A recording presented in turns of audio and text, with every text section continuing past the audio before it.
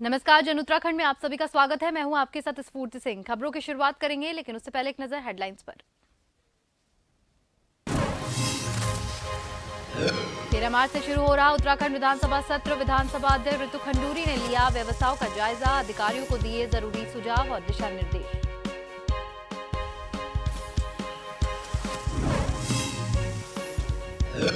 उत्तराखंड भाजपा का बूथ सशक्तिकरण कार्यक्रम, कार्यकर्ताओं को एकजुट करने का काम कर रही बीजेपी, आने वाले चुनावों के लिए तैयार कर रही रणनीति।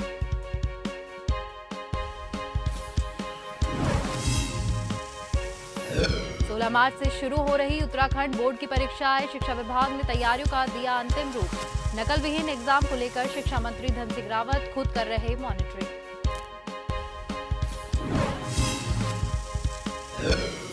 देहरादून की पटेल नगर थाना पुलिस को मिली सफलता, वृद्धा के ब्लाइंड मर्डर को किया खुलासा। आरोपी की चोरी करते हुए पकड़े जाने पर कर दी थी महिला की गला रेत कर हत्या। और उत्तराखंड मौसम विभाग ने जताया पूर्वानुमान, प्रदेश में छुटपुट ओलावृष्टि के साथ बर्फबारी की जताई संभावना। तापमान में गिरावट के चलते गर्मी से मिल सकती है राहत।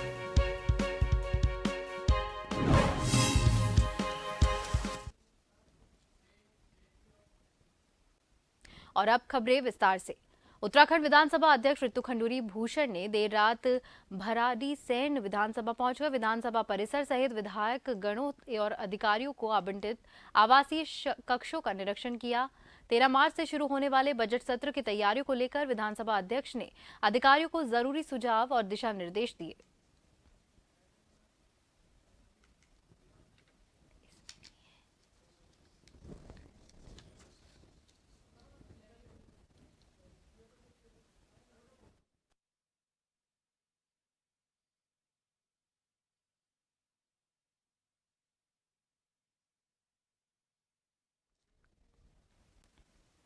सोमवार से भराड़ीसैंण में धामी सरकार का बजट सत्र शुरू होने जा रहा है। विपक्ष ने सरकार को घेरने की रणनीति बनाई।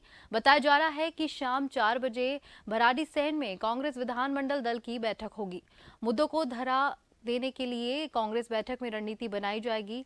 ज्वलंत मुद्दों पर विचार विमर्श के बाद अंतिम रूप देने की तैयारी की जा रही है।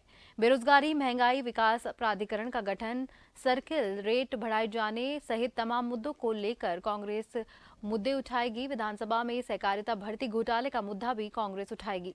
सदन से लेकर सड़क पर भी मुद्दा उठाने की रणनीति कांग्रेस बना रही है। बताया जा रहा है कि कांग्रेस भराड़ीसैंण विधानसभा का घेराव भी करेगी।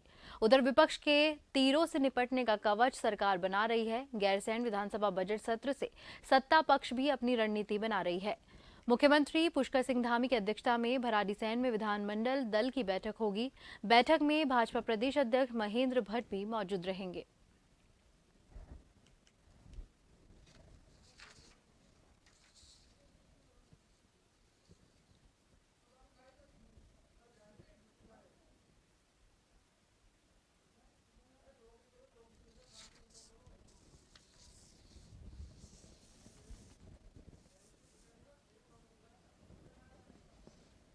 भराड़ीसैंण में धामी सरकार का बजट सत्र शुरू होने जा रहा है। विपक्ष ने सरकार को घेरने की रणनीति बनाई। शाम 4 बजे भराड़ीसैंण के अंदर कांग्रेस विधानमंडल दल की बैठक होगी। कई मुद्दों को लेकर यहां बैठक की जाएगी और रणनीति बनाई जाएगी।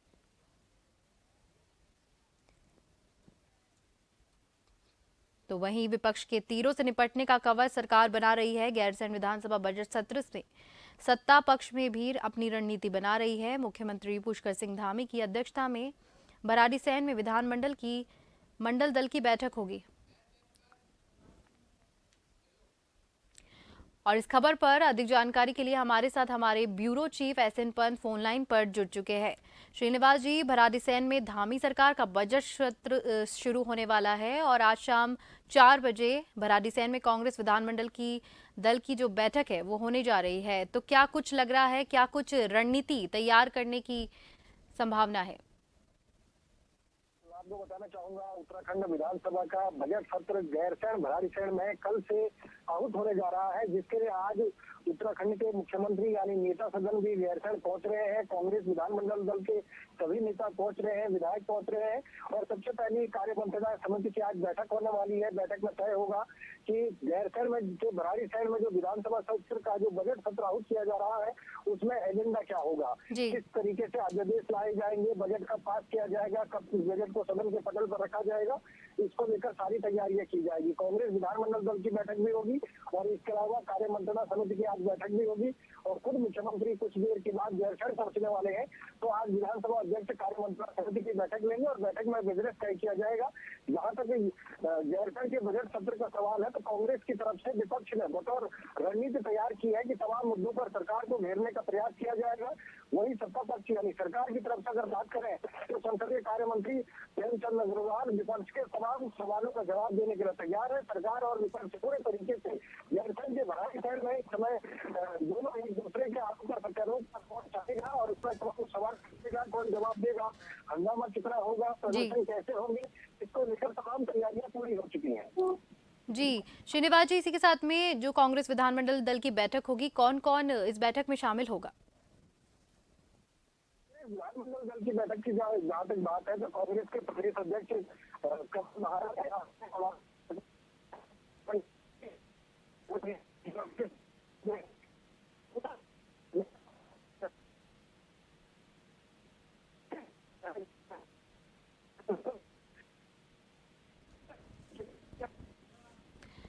बहुत बहुत धन्यवाद आपका तमाम जानकारी देने के लिए।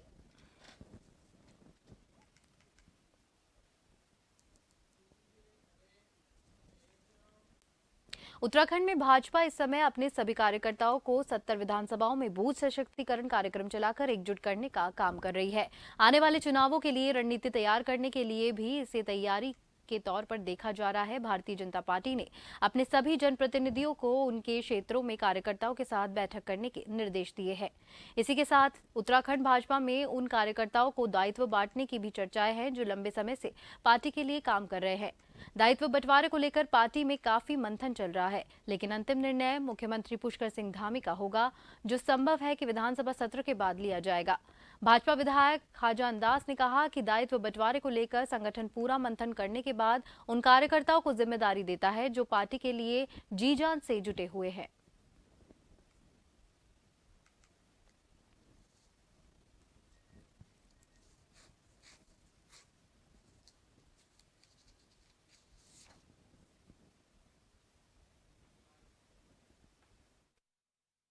दायित्व देना न देना ये मुख्यमंत्री जी का विवेकाधीन है और उनके विवेक में आता है, किंतु हमारा जो संगठन है, चाहे प्रदेश का हो चाहे राष्ट्रीय संगठन है, उनसे पूछताछ के बाद, छानबीन के बाद कौन कार्यकर्ता इस लायक है, उसके तहत जब छानबीन हो जाती है तो उसमें माननीय मुख्यमंत्री जी निर्णय लेते हैं। तो मुझे लगता है कि ये भी जल्दी से जल्दी ये कार्य होने वाला है, क्योंकि अभी तो सत्र विधानसभा का कल से शुरू होने वाला है। सत्र के बाद मुख्यमंत्री चाहेंगे तो जल्दी कर सकें।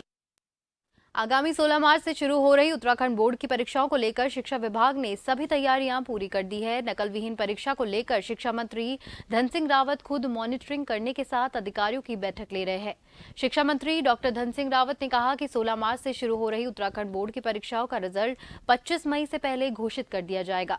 परीक्षाएं पूरी पारदर्शिता से कराई जाएगी और नकल विहीन परीक्षाओं के आयोजन को लेकर अधिकारियों को दिशा निर्देश भी दिए गए हैं। शिक्षा मंत्री ने कहा कि प्रदेश भर में 1253 परीक्षा केंद्र पर बोर्ड परीक्षा होगी। इनमें 195 परीक्षा केंद्रों को संवेदनशील और 14 परीक्षा केंद्रों को अति संवेदनशील घोषित किया गया है। परीक्षा और मूल्यांकन केंद्रों पर प्रश्न पत्रों और उत्तर पुस्तिकाओं की सुरक्षा के लिए भी विभाग के चतुर्थ श्रेणी कार्मिक की तैनाती सुनिश्चित की जाए।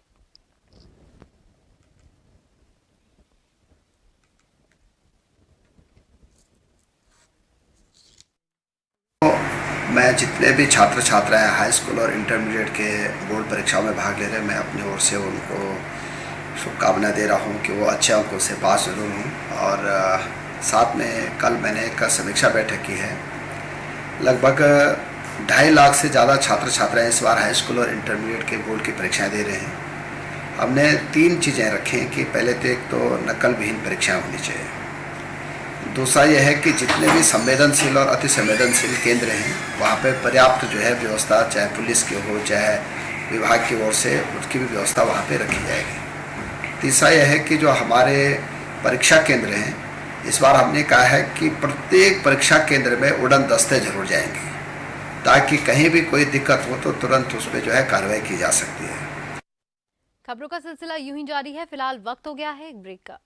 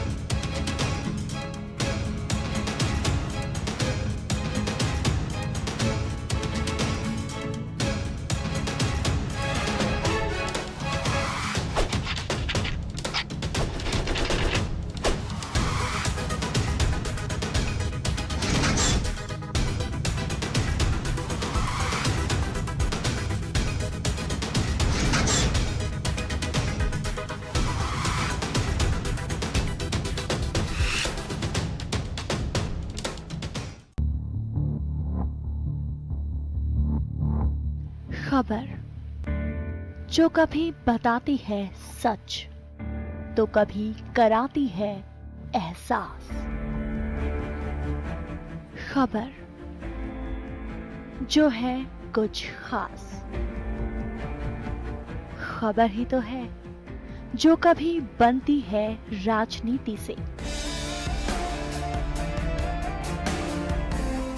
तो कभी व्यापार से, कभी आती है खेल से तो कभी मनोरंजन से, कभी खुशी से तो कभी गम से। हाँ, खबर ही तो है। खबर थमती नहीं और ना ही थमेंगे हम, क्योंकि हम हैं जन टीवी, जन जन की आवाज। चुनौती सच को सामने लाने की, सरोकार आपकी हर खबर से, निगाह हर हलचल पर, सच के लिए हमेशा तैयार, कसौटी पर खरी हर खबर, सामना हर झूठ का, संघर्ष जनता के मुद्दों का, खबर आपकी जिंदगी से जुड़ी, विश्वास आपका हम पर। जन टीवी, जन जन की आवाज। कानून के शिकंजे से बेपरवाह गुनहगार जुर्म करने को फिर से है तैयार। रात के सन्नाटे को चीरती इन मासूम चीखों में छिपा है जुर्म का कोई गहरा राज। हम बारीकी से करते हैं पर्दाफाश ताकि आपको कर सकें खबरदार। क्राइम रिपोर्ट शनिवार रात 8:30 बजे।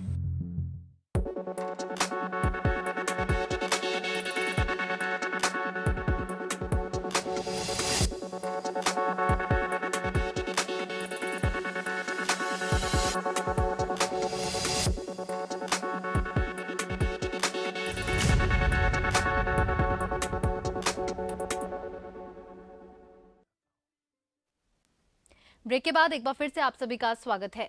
देहरादून पटेल नगर थाने से कुछ ही दिन पहले एक सनसनीखेज मामला सामने आया था, जिसमें 75 वर्षीय एक महिला की गला रेत कर हत्या कर दी गई थी, जिसका देहरादून एसएसपी दिलीप सिंह कुंवर ने प्रेस वार्ता करके खुलासा किया। इस दौरान देहरादून कप्तान के बताया कि जिस शख्स ने हत्या की है उसका नाम महेंद्र सिंह मेहता है, जो कि पहले होटल में भी काम किया करता था। आरोपी ने महिला के घर पर लूट की योजना बनाई थी, लेकिन उसके पर्स से पैसा निकालते हुए महिला ने उसे देख लिया और शोर मचाया, जिसके बाद में उसने महिला का मुंह बंद करके चाकू से उसका गला रेत दिया और उसका खून कर दिया। एसएसपी दिलीप सिंह कुंवर ने बताया कि सीसीटीवी कैमरे का अवलोकन करने के पश्चात आरोपी की शिनाख्त हो पाई और पुलिस द्वारा उसे गिरफ्तार किया गया।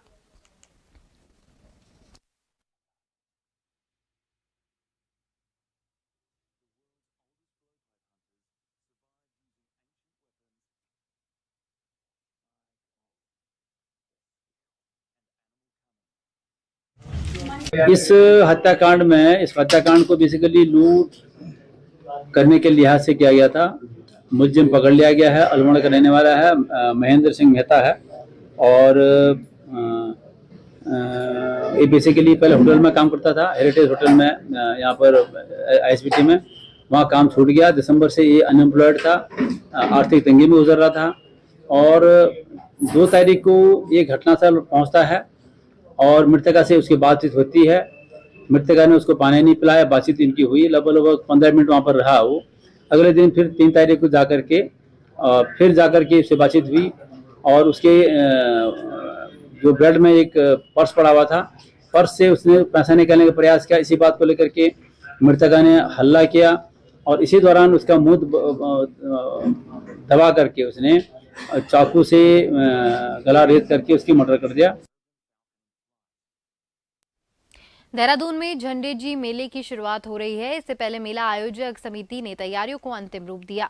दोपहर करीब 2 बजे झंडे जी मेले का आरोहण होगा। दरबार साहिब के सजदा नशीन महंत देवेंद्र दास की अगुवाई में झंडा जी का आरोहण होगा।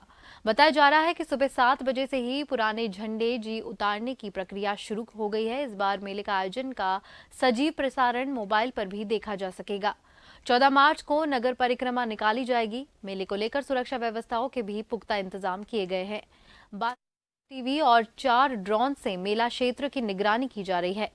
मेला क्षेत्र में अस्थायी चौकी स्थापित कर 65 पुलिसकर्मी तैनात किए गए हैं।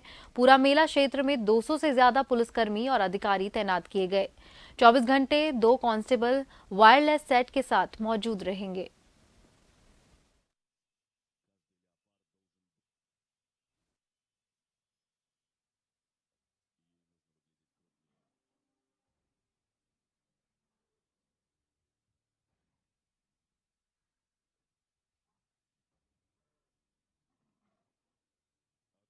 जी शुरुआत हो है और इस खबर पर अधिक जानकारी देने के लिए हमारे साथ हमारे संवाददाता यशराज आनंद फोन लाइन पर जुड़ चुके हैं। यशराज, झंडे जी मेले की शुरुआत हो रही है। इससे पहले मेला आयोजक समिति ने तैयारियों को अंतिम रूप दिया। अब क्या कुछ तैयारियां यहां पर चल रही है? जी बिल्कुल, मैं बताना चाह रहा हूँ कि झंडे मेले की आज शुरुआत हो रही है और इस मेले के आयोजन के लिए समिति ने पूरी तैयारियां कर ली है। वहीं दोपहर 2 बजे से झंडे मेले आरोहण के कार्यक्रम की शुरुआत होगी। वहीं मैं आपको बताना चाह रहा हूं कि दरबार साहिब के सजदानशीन महंत के देवेंद्र दास की अगुवाई में यह झंडा मेला का आरोहण किया जाएगा। और दूसरी बात कि सुबह 7 बजे से ही पुराने झंडे को उतारने की प्रक्रिया शुरू हो चुकी है। इस बार इस झंडे मेले को पूरी तरीके से लाइव प्रसारण आप मोबाइल पर भी देख सकते हैं। वहीं 14 मार्च को एक नगर परिक्रमा की जाएगी और इस मेले की यदि सुरक्षा के लिहाज से बात की जाए तो इस मेले को लेकर के सुरक्षा के पुख्ता इंतजाम किए गए हैं, जहाँ पर 62 सीसीटीवी कैमरे और 4 ड्रोन से मेला क्षेत्र की पूरी तरीके से निगरानी चल रही है। वहीं मेला क्षेत्र में अस्थायी चौकी भी बना दिया गया है, जिसे 65 पुलिसकर्मियों को तैनात किया गया है। पूरे मेला क्षेत्र में करीब 200 से ज्यादा पुलिसकर्मी और अधिकारी को टोटल तैनात किया गया है, यानी कि 65 को लगातार वहां पर देखरेख कर रही है और 200 से अधिक अधिकारी और पुलिसकर्मी वहां पर तैनात रहेंगे। वहीं 24 घंटे के लिए 2 कांस्टेबल वो वायरलेस सेट के साथ वहां पर मौजूद रहेंगे। तो इस प्रकार से झंडा मेला की विषय में यदि बात की जाए तो ये काफी भव्य रूप से इसका आयोजन किया जाता है। हर साल की बात है, इस साल भी झंडे मेले का आयोजन काफी भव्यता के साथ किया जा रहा है। वही झंडे मेले के विषय में मैं आपको बताना चाह रहा हूँ कि यह सिर्फ उत्तराखंड ही नहीं, यहाँ पर पंजाब से, लुधियाना से, हरियाणा से, हर एक जगह से यहाँ पर पंजाबी लोग, सिर्फ पंजाबी ही नहीं, यदि बात की जाए सभी धर्म के लोग यहाँ पर आ जाते हैं और यहाँ पर आकर के करीब 2-3 दिन पहले से ही यहाँ पर रह करके पूरी तरीके से इस आयोजन को और भव्य बनाने के दिशा में काम करते हैं।